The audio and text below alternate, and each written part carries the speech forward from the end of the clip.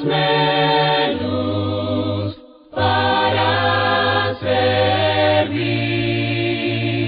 Dios de amor, tu faz quiero ver y sentir en mí tu ser.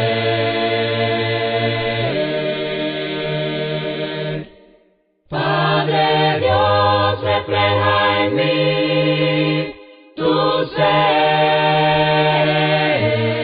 Padre Dios, hazme sentir tu paz en mí. Padre Dios, refleja en mí tu amor y sentirte, Padre Dios, Dios de amor, tu luz pone en mí y mirar tu gracia en mí. Padre Dios, te quiero ver. Ven por mí, te esperaré.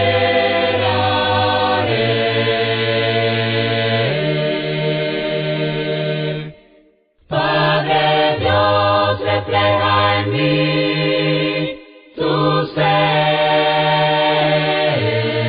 Padre Dios, hazme sentir tu paz en mí. Padre Dios, refleja en mí tu amor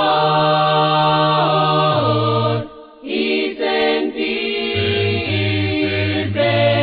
Padre Dios. Padre Dios, tu amor refleja en mí. Hazme luz para servir. Dios de amor, tu paz quiero ver y sentir en mí tu ser.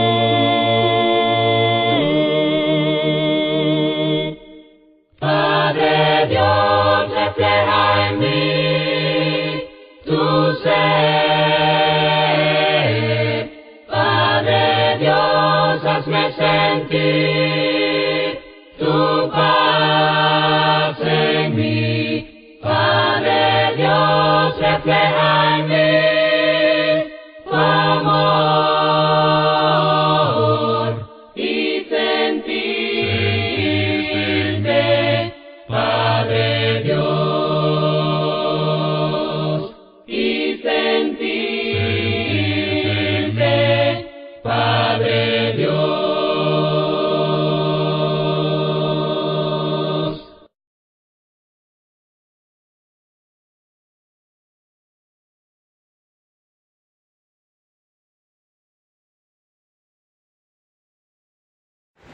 El domingo pasado estuvimos hablando acerca de el ayuno y si era o no un mandamiento.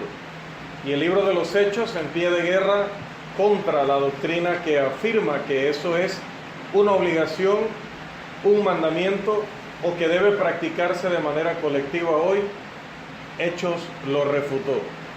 Los principios que estuvimos viendo en otros textos de la Escritura referente al tema indican que si esto se lleva a cabo, se debe llevar a cabo en título o a título personal, como una acción individual de devoción.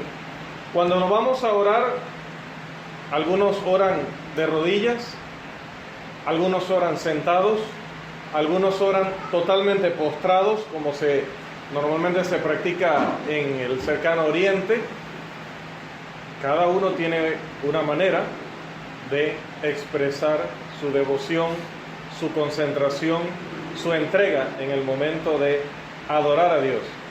Pero nadie debe venir y hacer una regla o hacer una ley de eso. No debemos llevarlo al ámbito público, porque Jesús enseñó que, a diferencia de en el tiempo que Israel se enfrentaba a guerras y hambrunas y situaciones tales, que se convocaba a una asamblea, se convocaba a todo el pueblo a ayunar para la era del Evangelio, para la época donde el Evangelio, el cristianismo, es el que está vigente.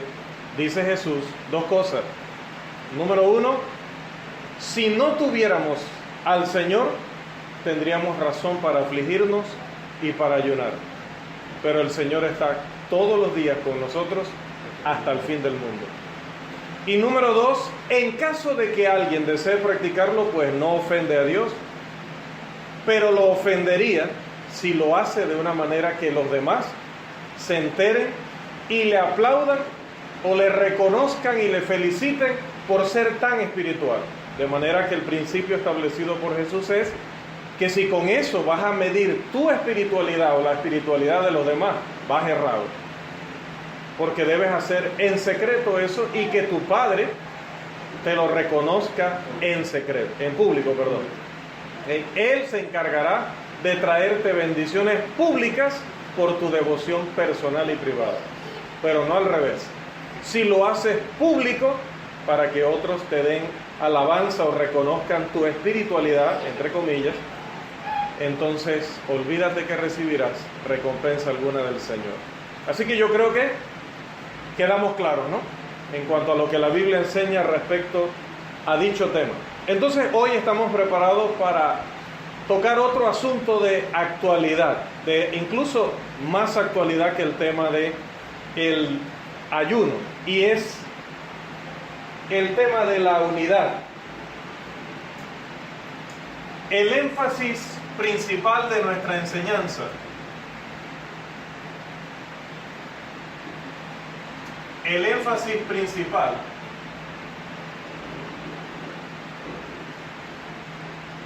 debe estar en la unidad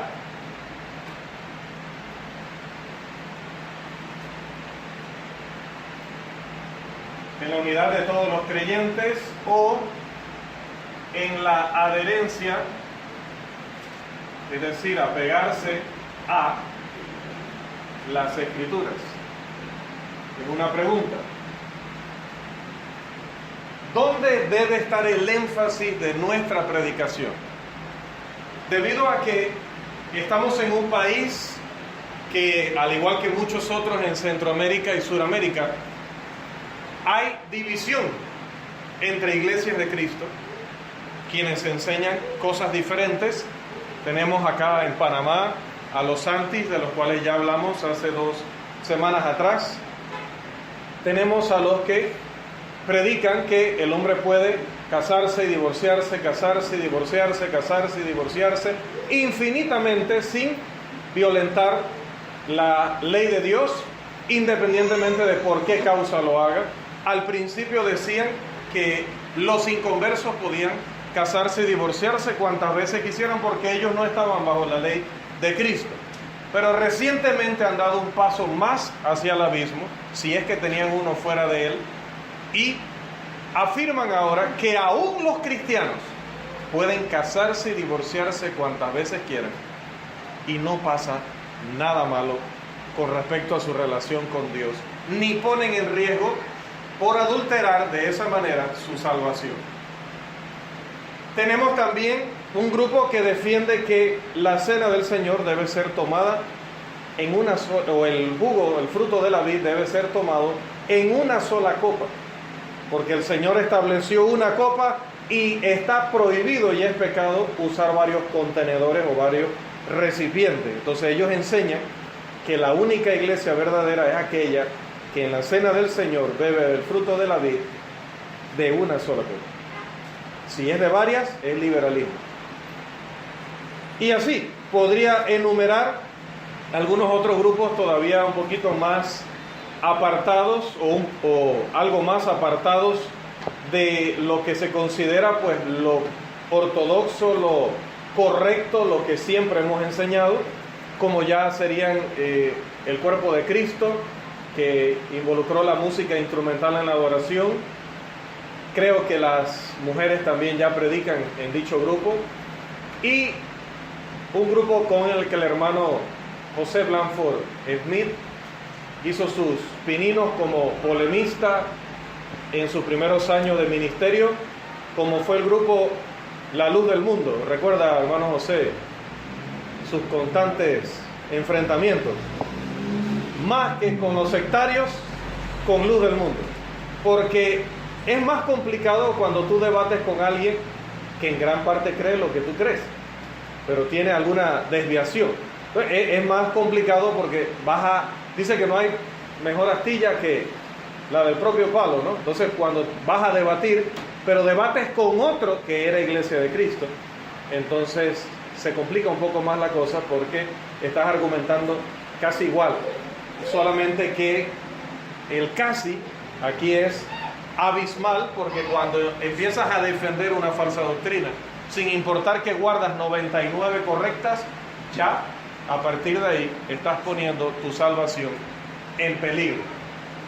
Debe estar nuestro énfasis en la unidad o en el apego, la adherencia, la fidelidad a lo que enseñan las Escrituras. ¿En qué debe estar nuestro énfasis? ¿En qué debemos apoyarnos a enseñar más? ¿Que los creyentes estén unidos o que los creyentes se apeguen a la palabra de Dios, a la Escritura? Parece para algunos que esta pregunta es un dilema. Parece un dilema, porque Jesús oró por la unidad. El Espíritu Santo dice que pone entre nosotros el vínculo de la paz, la unidad perfecta. Y la Biblia está llena de amonestaciones, exhortaciones a guardar la unidad, a preservar la unidad, a procurar la unidad. Pablo ruega a los corintios diciéndoles que sean unidos, que dejen el conflicto y las polémicas y estén unidos. Jesús, antes de morir, eleva aquella hermosa oración por la unidad de todos los creyentes. Entonces algunos ven como un dilema la pregunta: ¿qué hago? ¿Peleo más por la unidad de la que tanto habla la Biblia? ¿O peleo por estar apegado a lo que enseña la Biblia como enseña la Biblia? Valga la redundancia. ¿Cuál sería la opción correcta? Unidad es definida por el diccionario como la propiedad de lo que es uno e indivisible, la unanimidad. Y un estudio casual de la Biblia revela así, un estudio somero, por encima, revela que Dios quiere la unidad. En Juan 17, recordando la mencionada oración del Señor, en Juan capítulo 17, los versículos 20 y 21, el Señor pide a su Padre lo siguiente. Juan 17,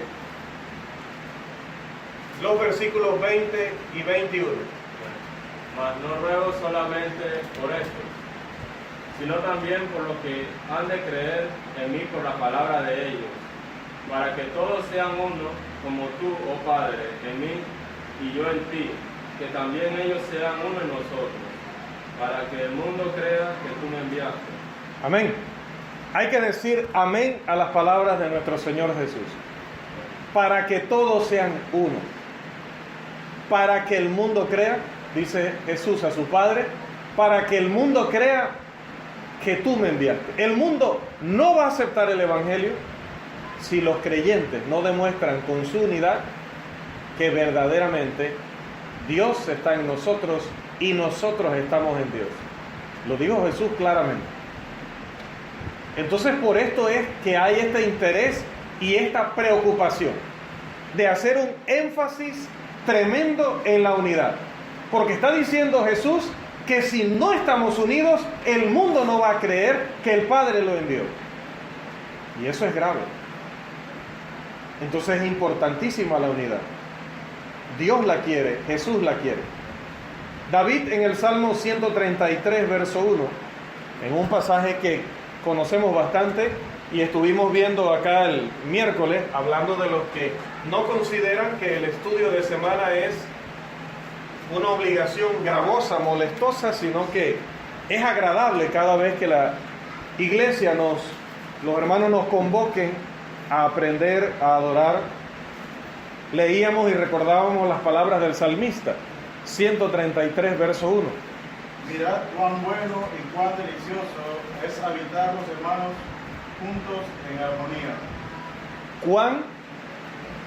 Mirad cuán Delicioso. Mirad cuán bueno Cuán bueno y cuán delicioso es habitar los hermanos juntos en armonía. Mirad cuán bueno y delicioso. Es incluso algo que usted anhela como comer.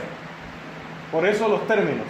Algo que se anhela como cuando usted tiene hambre y quiere desayunar, quiere almorzar, quiere cenar, quiere ese platillo especial, dice el salmista. Como estar frente a mi platillo favorito es ver a mis hermanos juntos en armonía. Difícilmente alguien podría leer estos pasajes y no concluir que la unidad bíblica es importante. Además, hermanos, es importante considerar la unidad por la cual oró nuestro Salvador.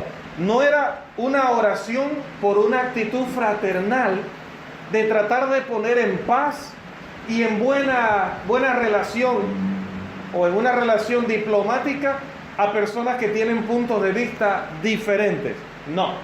No se trata de esa acción fraternal de poner a un hermano a sentarse en la rodilla del otro para que se pongan en paz y dejen la pelea y dejen la controversia. El deseo de Cristo es que todos los creyentes sean uno, pero Él coloca un ejemplo, coloca una medida, un estándar, para que todos sean uno. Y si lo hubiera dejado hasta allí, entonces hoy tendrían razón los que dicen que no debemos dividirnos por temas doctrinales siempre y cuando estemos unidos en la predicación del Evangelio. Hace un tiempo atrás dimos una clase que involucraba la explicación de la teoría que decía que las iglesias de Cristo deben unirse simple y llanamente en lo que enseña Efesios 4. Después que la iglesia del Señor en alguna comunidad enseña que hay un solo Dios, un solo Señor, un solo cuerpo, una sola esperanza, una sola fe, los 7 elementos mencionados en Efesios 4, dice, eso es suficiente. Ese tema de que los adúlteros pueden estar en la iglesia y serán aceptados por Dios no debe dividirnos. Matrimonio, divorcio y segundas nupcias. Los adúlteros, porque no hay otra manera. Jesús los llamó adúlteros. Entonces, permitir que los adúlteros estén en la iglesia del Señor, sirviendo al Señor, como cualquier inocente de adulterio, dice, eso no nos debe dividir.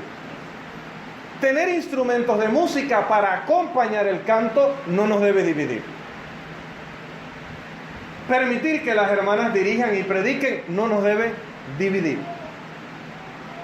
Y así puede usted seguir añadiendo asuntos o cuestiones que han provocado controversia.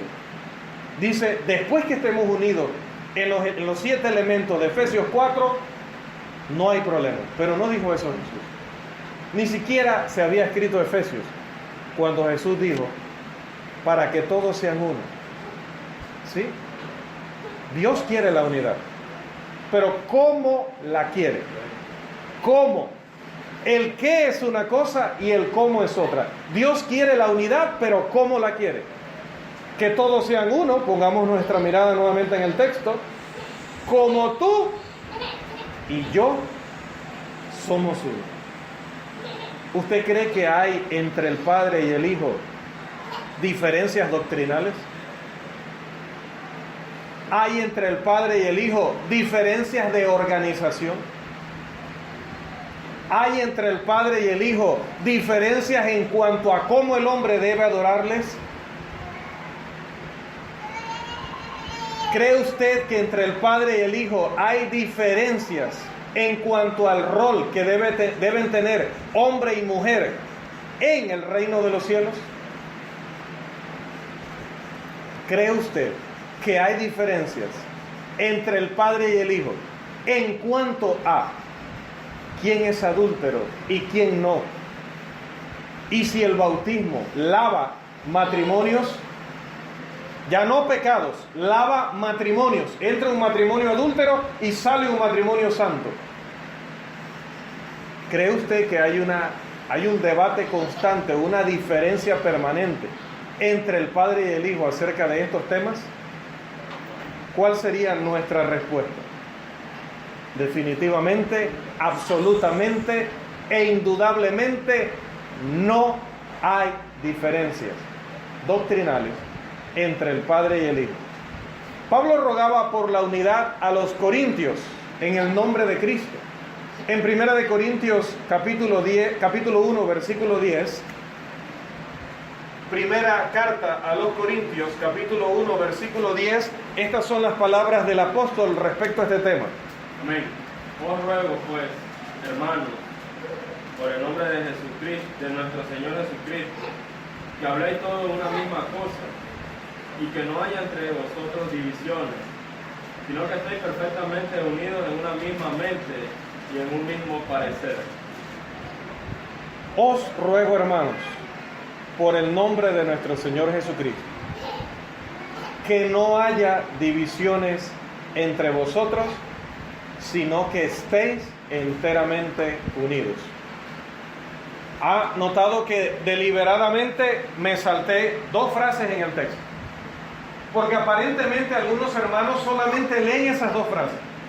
Os ruego, hermanos, en el nombre de Jesucristo, que no haya entre vosotros divisiones, sino que estéis enteramente unidos.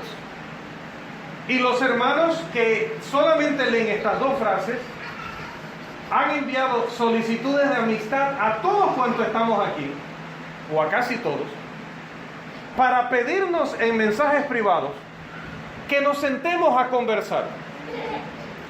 Pero que nos sentemos a conversar para determinar a partir de qué domingo empezamos a hacer campaña juntos, a partir de qué domingo organizamos una confraternidad, a partir de qué domingo les empezamos a invitar o aceptamos invitaciones para ir a predicar en sus cultos de adoración o en nuestros cultos de adoración respectivamente. Porque dice el texto que nos ruega un apóstol por el nombre de nuestro Señor Jesucristo, que no haya entre nosotros divisiones, sino que estemos enteramente unidos. ¿Dice eso o no dice eso el apóstol? Que no haya entre nosotros divisiones, sino que estemos enteramente unidos. ¿Lo dice o no lo dice el apóstol? Sí lo dice, no tenga temor. Si lo dice y está escrito, no lo acabamos de escribir, eso ya estaba escrito. Pero el tema no es que el apóstol haya escrito esa frase, sino que ignoremos a conveniencia las otras dos, que dicen que la única manera de lograr la unidad de la que hablaba el apóstol, la unidad que quiere el Espíritu Santo, la unidad por la que oró Jesús, es, ¿qué dice? Que habléis todos una misma cosa.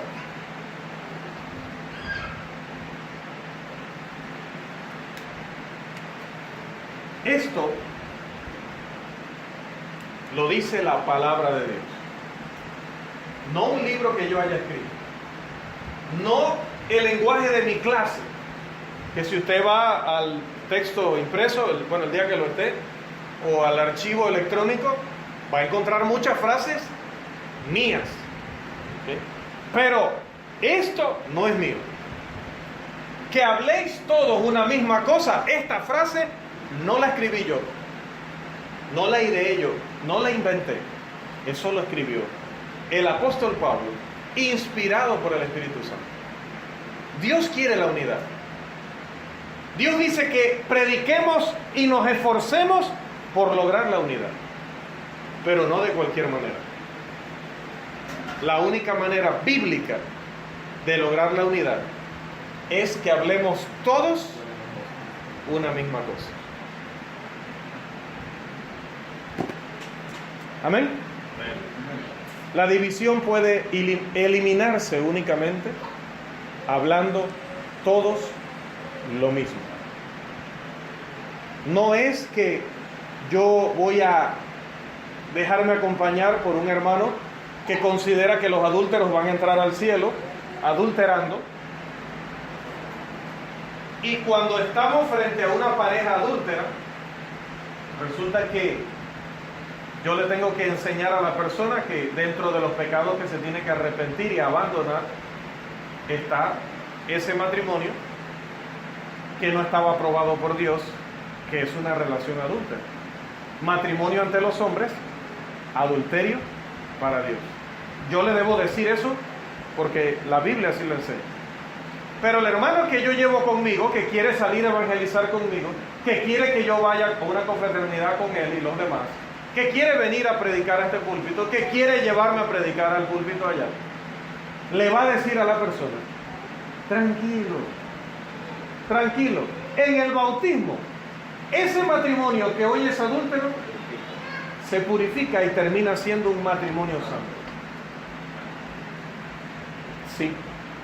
La Biblia dice que la sangre de Cristo en el bautismo lava todos los pecados.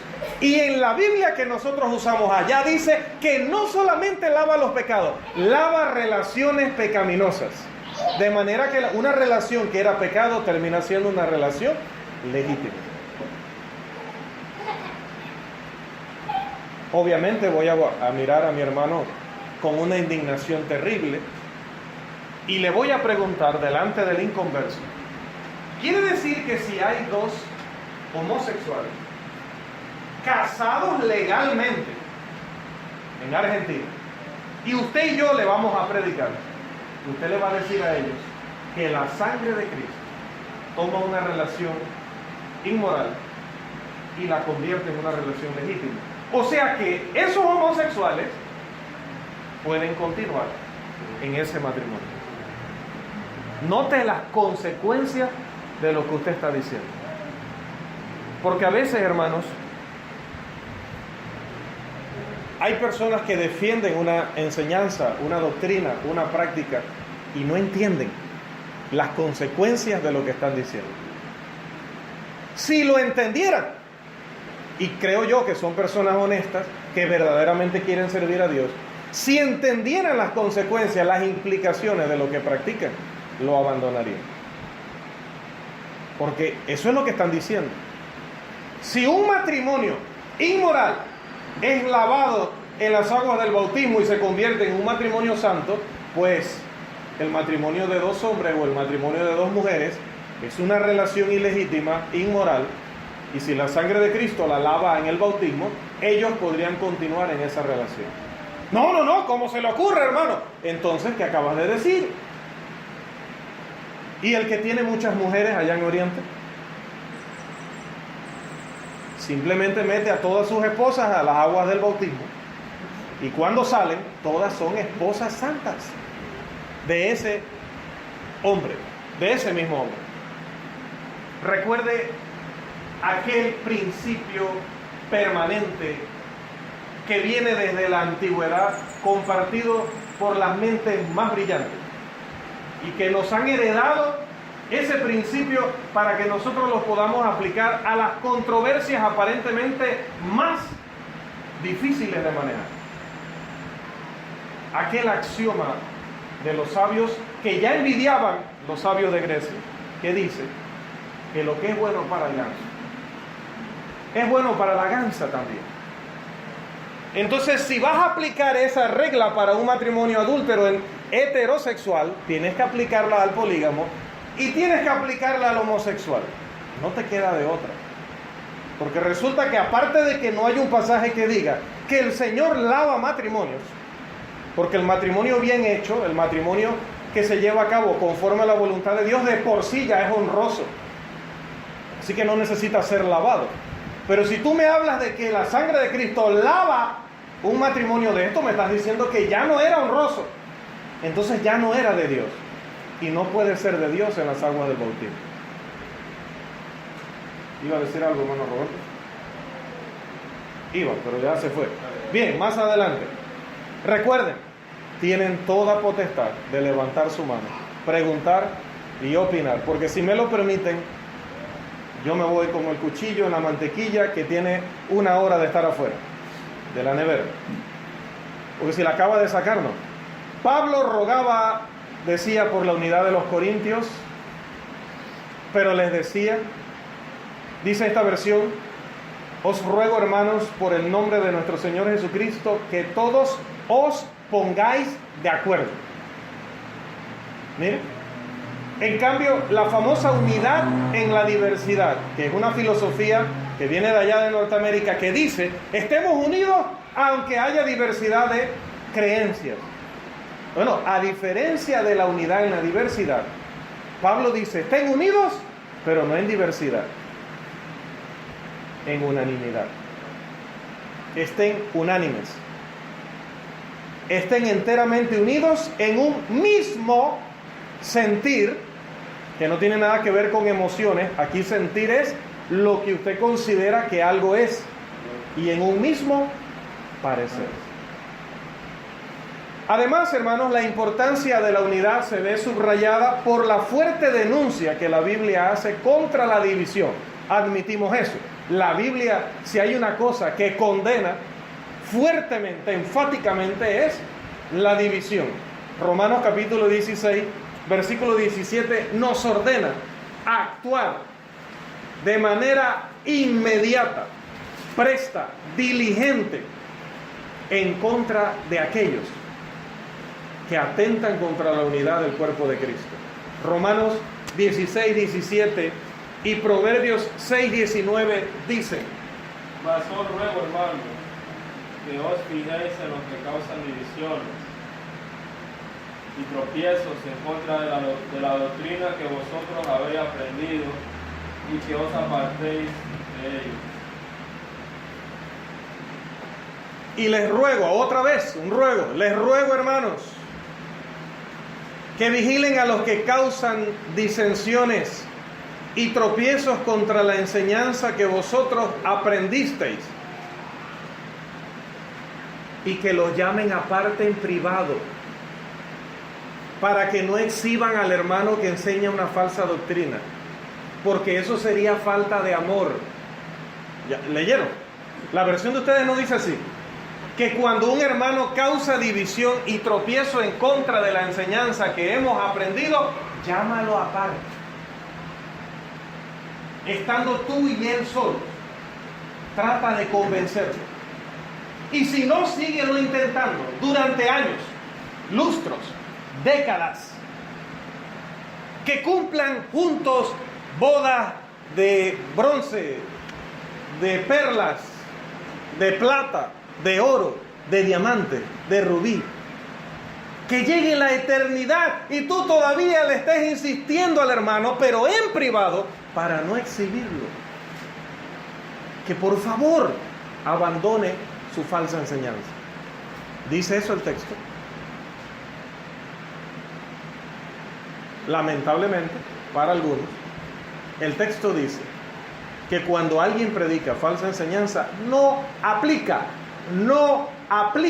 Mateo 18. No aplica. No es llámalo aparte estando tú y él solos.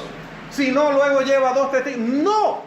Romanos 16, 17 dice: al que causa división, exhíbelo, denúncialo, márcalo, dice el original, como Dios marcó a Caín.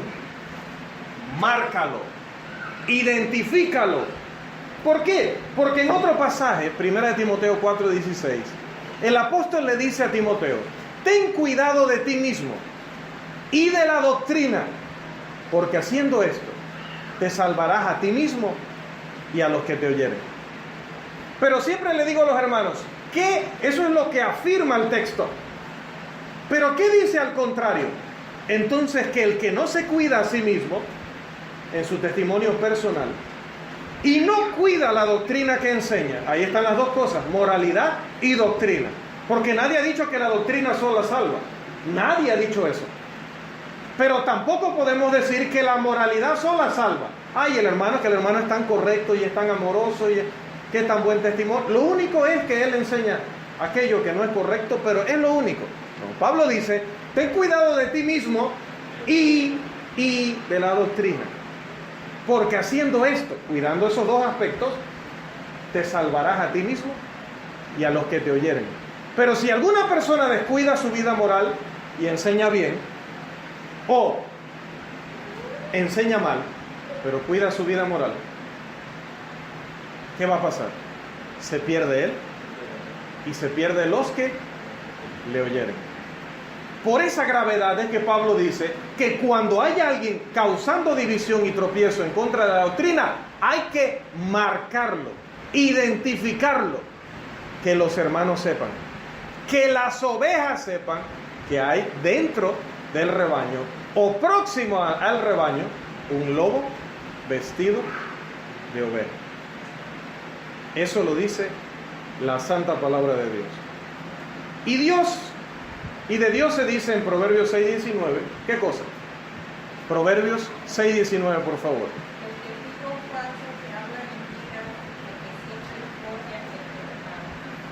Dice que Dios aborrece ¿a quién?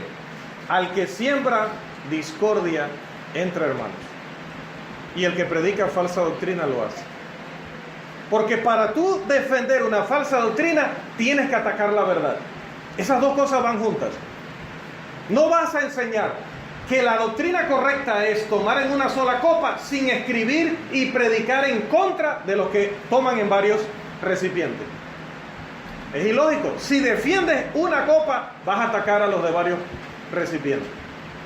Si defiendes la música instrumental, vas a atacar a los que cantan solo con su voz. Si defiendes que los adúlteros pueden estar en el reino de Dios y ser justificados en sus relaciones adúlteras, tienes que predicar y tienes que enseñar en contra de aquellos que predican que el matrimonio honroso es aquel que cumple con los requerimientos dados por Dios en la Escritura. Simple y llanamente. Que la unidad es importante, que es la voluntad de Dios y que debería enfatizarse, debe ser algo evidente hasta aquí, ¿correcto? Porque así la Biblia lo enseña. Sin embargo, uno debe entender claramente que esta unidad se obtiene únicamente mediante la adherencia. ¿Okay? Cuando hablo de adherirse es como el pegamento. Estar pegados, estar aferrados, estar cimentados en la Escritura. Es la única manera. Porque ella es la voluntad revelada de nuestro Dios. Y si usted quiere ir a lo seguro, como Abraham, láncese por la vía por la que lo invita a Dios. No su sabiduría. No un libro misterioso que recibió del norte. No una idea como una llama que se encendió de pronto en su corazón, como con Martín Lutero y demás. No. Apéguese a la Escritura. Si alguno habla, hable conforme a las palabras de Dios. Si no me equivoco, 1 Timoteo 4:11. El miércoles dije que Marie Curie era la precursora de las enfermeras y por ahí luego me di cuenta que sí se escuchan los audios porque una hermana de otra provincia me corrigió con amor, con firmeza, que no, Marie Curie descubrió algo sobre el plomo y no sé qué. Habló cosas químicas, en realidad era una precursora o pionera en la química o en algo así. Así que pido disculpas y ahora en este otro audio pues va a quedar corregido, ¿no? Bien. Primera de Pedro 4:11, el que hable conforme a las palabras de Dios. ¿Es correcta la cita? Gloria a Dios. Bien. Se puede hacer presión para forzar la unidad. Recuerde que a veces nosotros cuando tenemos a alguien en casa no voy a hablar de matrimonio, ¿verdad? Hablo cuando tenemos a alguien que no es parte del núcleo familiar en casa. O cuando estamos en un grupo como el de la universidad, en el deporte. Nosotros tenemos un dicho cuando queremos explicar que tú me puedes ver con esa persona en el mismo grupo, bajo el mismo techo, en la misma organización, pero que no significa que estamos de acuerdo. ¿Cuál es ese dicho? Que no sé si es un dicho centroamericano o es mundial o solo es típico de nosotros acá en Panamá. Pero ¿cómo decimos cuando queremos aclarar? No, espérate. Juntos pero no revueltos. Juntos pero no revueltos. Así es. La unidad se puede forzar de esa manera, pero será sacrificando la fidelidad a la Escritura, rechazando la verdad. La unidad bíblica se logrará únicamente cuando nos apegamos a la autoridad de la Biblia, cuando nos enfocamos en una estricta adherencia al plan que Dios tiene para la unidad de los creyentes. Y ese plan está en la Biblia, no en mi cabeza, está en la Biblia. Y ahí es donde yo debo buscar los principios, la dirección, los estatutos de Dios. Desde que hubo la gran apostasía, ¿cuál era la gran apostasía, hermano Roberto? ¿Cuál fue la gran apostasía? Vamos a comprometer gente aquí, todo esto está quedando grabado. ¿Cuándo fue la gran apostasía?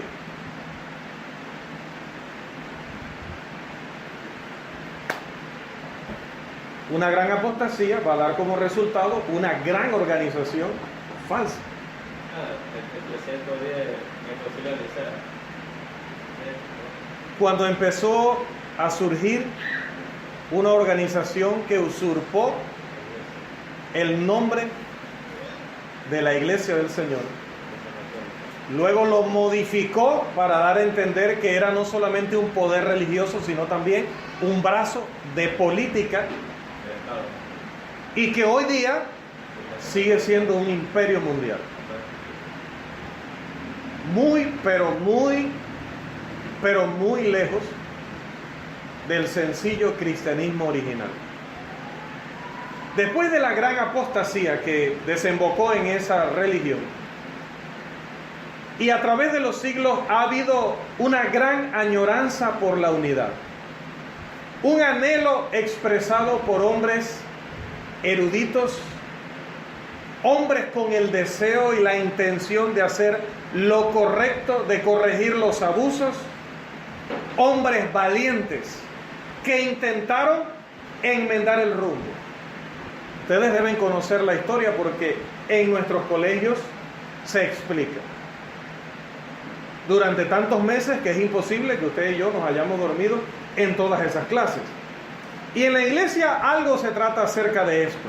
Tal vez un día de esto vamos a dar historia de la iglesia. Creo que nunca lo hemos dado acá y yo creo que es uno de los cursos fundamentales en la formación de los cristianos, de los creyentes. Hermano José, hermano Roberto ha dicho amén. Aprobado. Bien, frecuentemente estos movimientos que fueron agitados por grandes líderes, gente elocuente, gente influyente, gente respetada, gente que alaba gente, como decimos nosotros también, ¿no?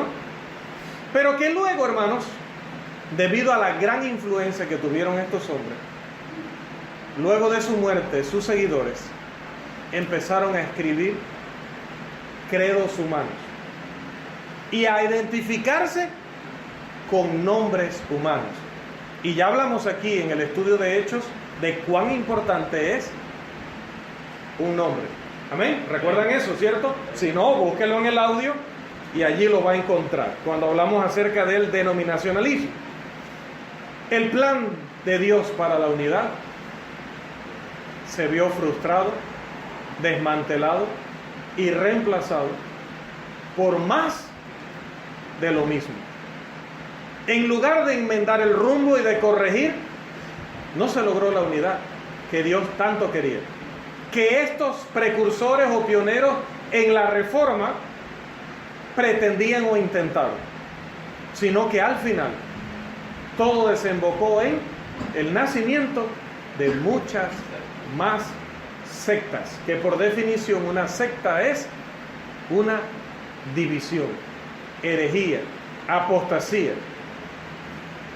Y hace unos 200 años, acá en nuestro continente, en América, en un esfuerzo por llamar, por convocar a los hombres a que volvieran al orden de Dios y que renunciaran a los credos y organizaciones humanas, Thomas Campbell, que no es más santo que usted ni que yo, que no es más importante para Dios que usted ni que yo.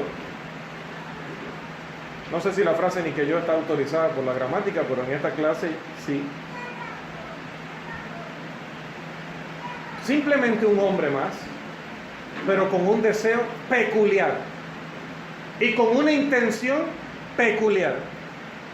Escribió un documento que se conoció o se conoce en español como Declaración y Alocución, lo cual era una invitación y una exhortación a todos los líderes de todos los grupos religiosos de su tiempo y de todos los tiempos a abandonar de una vez por todas credos, nombres y prácticas humanas y simple y llanamente volver al cristianismo del Nuevo Testamento, a buscar en la Biblia cómo lo hacían los cristianos y hacerlo hoy. ¿Qué enseñaban los cristianos y enseñarlo hoy? ¿Qué predicaban los cristianos y predicarlo hoy? ¿Cómo estaban organizados los cristianos y organizarnos así hoy? Y ya, tan simple y tan llano. Y tomar los credos como aquellos en Éfeso que tomaron sus libros de adivinanza, de brujería, de magia, de lo que fuese, y quemarlos. Quemar los credos, arrancar los nombres humanos y simplemente ser cristianos. En la Declaración y Alocución declaraba Thomas Campbell lo siguiente, y escuche estas palabras, compárelo con el espíritu del cristianismo del primer siglo.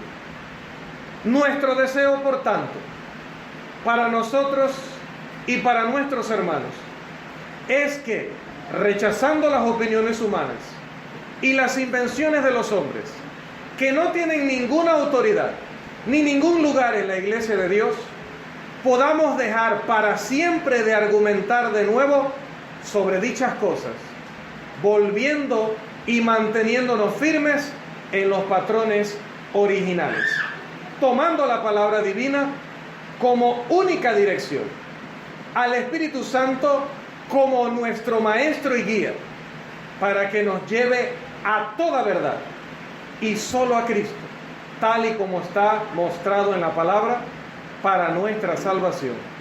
Que al hacer esto podamos estar en paz entre nosotros, tener paz con todos los hombres y santidad, sin la cual ningún ser verá al Señor. La alocución presenta unas 13 proposiciones, que por razón de tiempo no las podría tratar todas aquí, pero para nuestro propósito pedimos que nos preste su atención y leamos parte de las proposiciones 3, 4, 5 y 6. La número 3 declaraba: nada se ha inculcado a los cristianos como artículo de fe, ni requerido como condición para la comunión, sino lo que está expresamente enseñado y encomendado en la palabra de Dios. La número 4 declaraba: el Nuevo Testamento es una constitución tan completa para la adoración, disciplina y gobierno de la iglesia cristiana, y una regla tan perfecta para los deberes particulares de sus miembros, como el Antiguo Testamento lo era para la adoración, disciplina y gobierno de la asamblea veterotestamentaria, o es decir, del Antiguo Testamento, y para sus deberes específicos. Todo lo que el pueblo de Dios necesitaba para cumplir la voluntad de Dios estaba revelado en el Antiguo Pacto. No le faltaba nada. Y todo lo que la iglesia hoy necesita para su práctica, su adoración, su enseñanza, ahora sí mismo está en el Nuevo Testamento. La número 5 declara rotundamente: nada debe ser recibido como objeto de fe o adoración en la iglesia, ni instituirse como condición para la comunión entre cristianos, que no sea tan antigua como el Nuevo Testamento.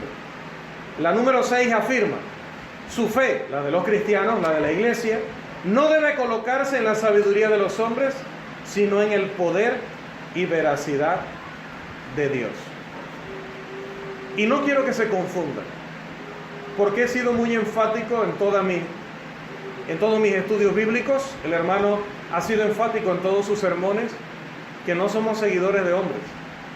Y no estamos diciendo que Thomas Campbell fue el fundador de la Iglesia de Cristo, ni por ahí cerca. Tampoco estamos diciendo que su documento, declaración y alocución es para nosotros un credo o algo similar. Pero lo que tenemos que hacer es reconocer que los principios expresados en esa invitación, porque cualquiera puede invitar, no es un credo, es una invitación. Esa invitación es del todo válida y debe ser la invitación que haga la Iglesia del Señor en todas partes, en todos los tiempos, a todas las personas. Volver a la Escritura, practicar lo que dice la Escritura, abandonando nombres, organizaciones y lealtades a seres humanos que se equivocan igual que nosotros, y es mejor entonces tomar como maestro al Espíritu Santo y como único líder a nuestro Señor Jesucristo.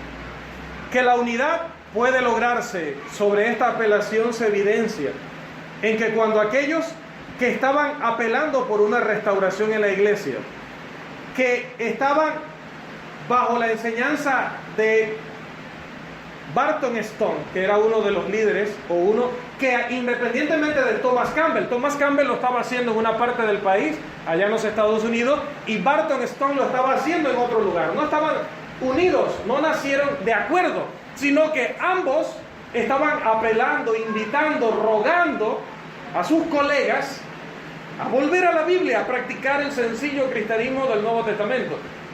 Y que esta apelación puede unir a los hombres se demuestra en que los que estaban siendo enseñados por Stone empezaron a apoyar lo que hacía Thomas Campbell.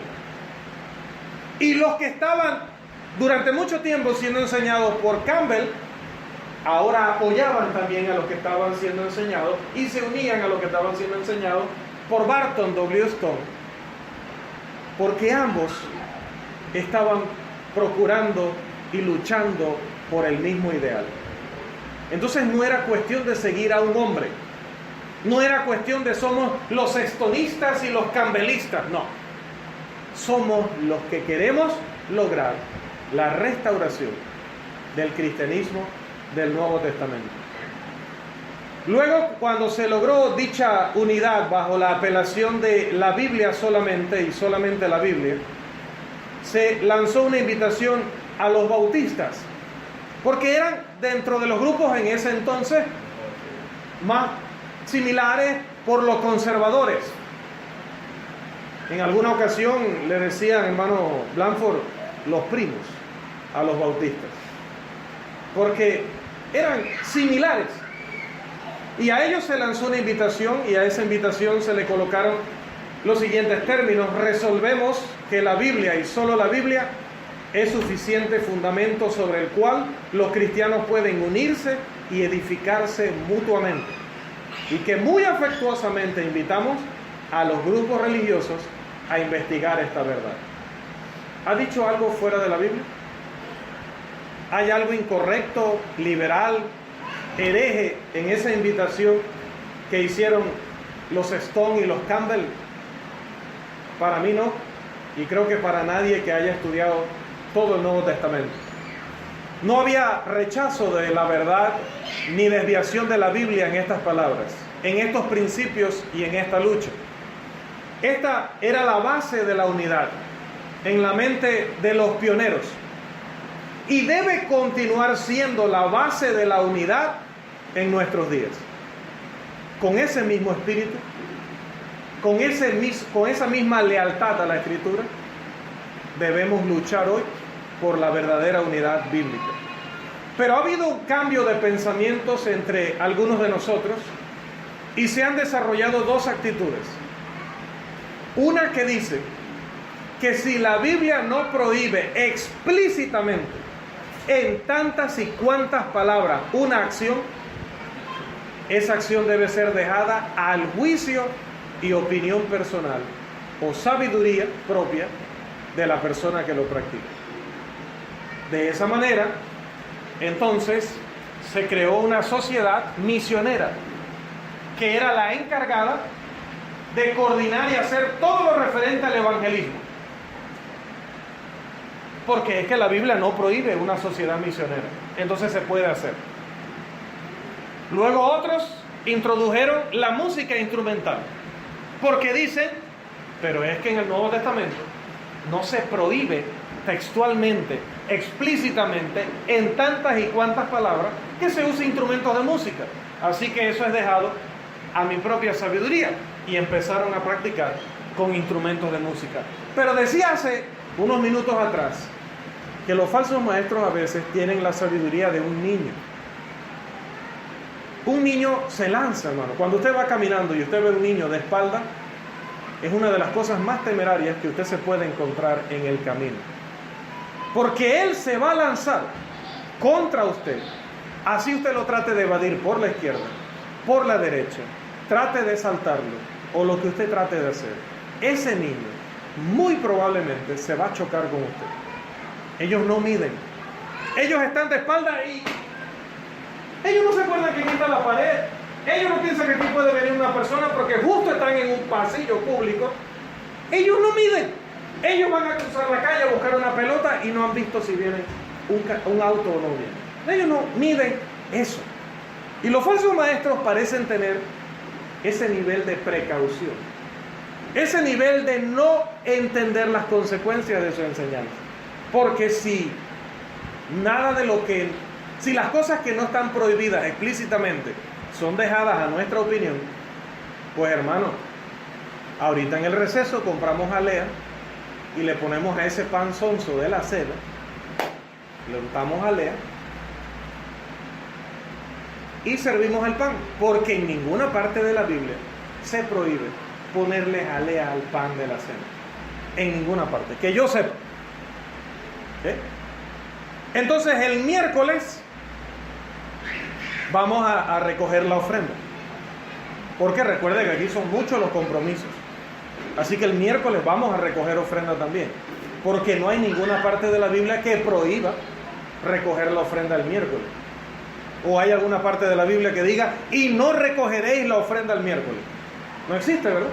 Y como hay muchas necesidades, vamos a terminar recogiendo la ofrenda el día miércoles.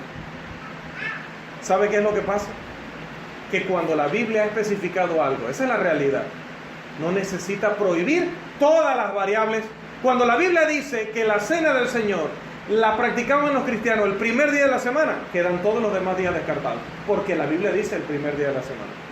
Cuando la Biblia dice que los cristianos habían de recoger la ofrenda el primer día de la semana, quedan descartados todos los demás días.